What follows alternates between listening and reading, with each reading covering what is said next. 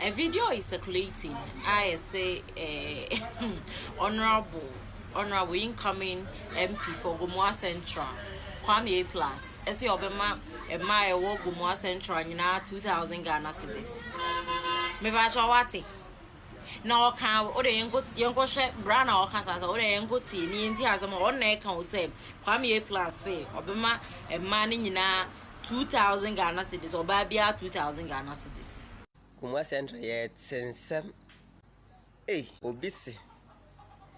whole Gomua Central hanum obeche 2,000 Ghana cedis ama obabia wo Gomua Central ha Bra me pa cho kan wen honorable e kan wo hen say obema oba bia o Gomua Central 2,000 Ghana cedis e dey aye business o kan wo hen fa wa video na wo boy no eno amu na meyi bi esa de wo de yengo tie video no ani video na o ye no yengo tie de Kwame Plus e kan e what's ya so constituency ha yenzi no oya krope onye de mesiafo no ye bama musika mamoda aton ade ono ni asema ya aka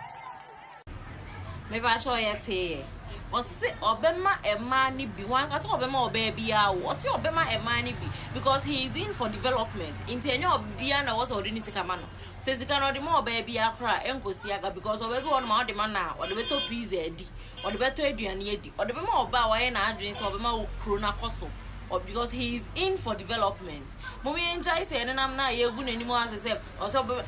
wow kasa no wow yes have video o president and answer o MP na o fight for no betumi am obia 2,000 Ghana cedis say on fanya ejuma o say obema mani bi sika e mo modi aye ejuma he didn't even mention 2,000 Ghana cedis e o video na o ya answer kasa na o ka he didn't even mention so obema obi 1 cedi and answer obema obi 2 cedis and then say mama ye take politics to bibi nipa no hwe say obetumi aboa o man na wotimu no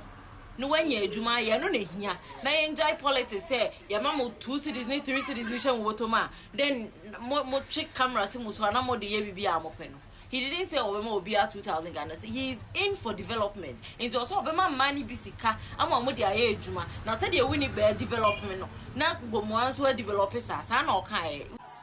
one day atam na America ni enkofu bi ne nam constituency wa we ka wo obo